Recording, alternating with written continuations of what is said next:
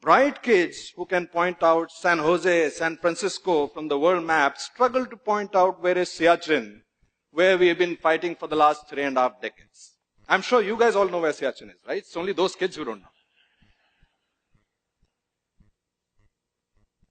While in the past, our lack of knowledge of our own army would have been shameful and sad, right now it is suicidal. And let me tell you why. When I joined the army, I came from a fairly conventional background, a South Indian family, and we had this whole construct of jhuta and you can't drink from someone else's cup or eat from someone else's plate. And it was more to do with, I think, tradition rather than caste or discrimination. But you had a sense that you were different from the others. So imagine my shock that when I joined the army, we were given this one enamel mug.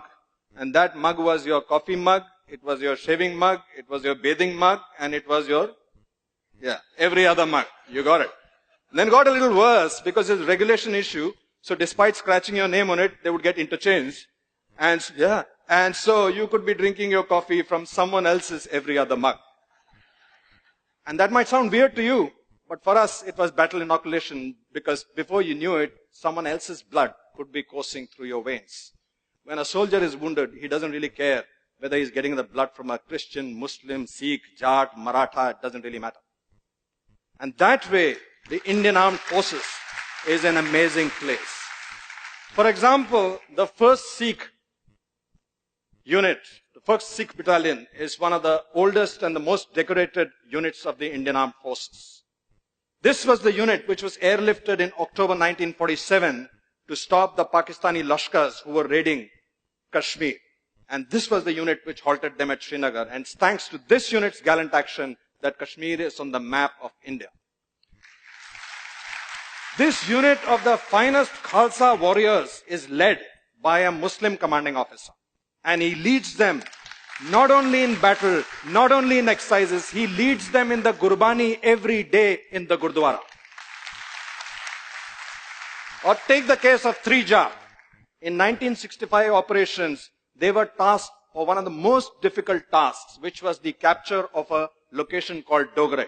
And that battle has gone down in the annals of Indian history as one of the most tough battles ever fought because it was street to street, room to room, hand to hand. But Dogre was so pivotal for that operation that when their Anglo-Indian commanding officer, Lieutenant Colonel Desmond Hayes, spoke to his men and explained to them the importance of that particular objective, he told them that we have to be in Dogre by nightfall, dead or alive.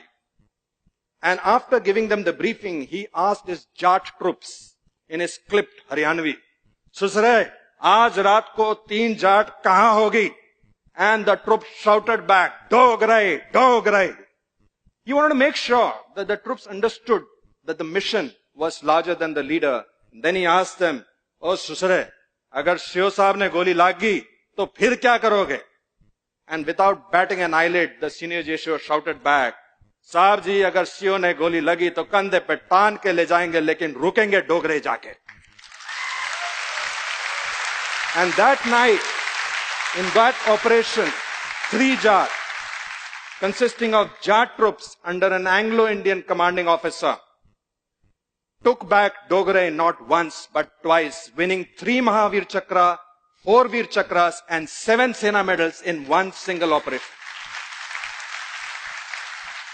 Our soldiers don't fight. They don't care about the name on their chests, which is their own name. They care about the name on their shoulder, which is their Paltan's name. Once they join the unit, if they join a Gurkha unit, they become a Gurkha. If they join a Maratha unit, they become a Maratha. They become a band of brothers. They really don't care about caste, creed, gotras, religions and all of that stuff. And I think, my sense is it's not just the army that feels that way. Some of you may remember in 1992, in Parvanu, in the timber trail, there was this cable car which broke. And it was dangling by a cable. And there were many souls who were trapped inside it and they were going to plunge to certain death. There's a beautiful story of a Hindu woman who was trapped inside and she was praying to her gods to save her. And before a little while, they heard the thud of a chopper coming, the thud of a hepter coming in. And that hepter was being flown by squadron leader Pali Major, who went on to become the air chief of the Indian Air Force. And from that hepter, the para-commando, first para-commando unit, a legendary para-commando, Captain Ivan Krasto, slithered down and entered into the cable car and saved the lives of the people inside. Now here's something really funny. This woman was reaching out to her Hindu guards, but it was a Christian para-commando who came down, flown by a Parsi major, by a Parsi pilot. And we have seen this across the board when we are going for rescue into natural calamities or floods or even 2611. Neither the hostages, neither the people who have been rescued, nor the people who are rescuing really care about the religion, the caste, the creed, the composition of the troops who are coming to save them. I don't know how many of you know this, that in our armed forces, we don't have any mandir, masjid, gurdwara. We have what is called a Sarva Dharm Sthal, in which all the religions are prayed together. And a Maulvi will do a Pandit's job, Pandit will stand in for a Granthi. Somehow the gods don't seem to care either. But when this soldier comes back home, he gets a different world. He gets a completely different world. There his leaders, his political leaders, his religious leaders, his friends, his relatives tell him a different story. They tell him that caste is stealing away jobs. This caste is taking away reservations. That person is different from you because he eats a different kind of meat. They tell him that you have to be our caste first and an Indian later. Ladies and gentlemen, soldiers don't fight with weapons. They fight on a moral high ground. Soldiers don't go into war because they hate the enemy in the front. They go to war because they love their countrymen in the back.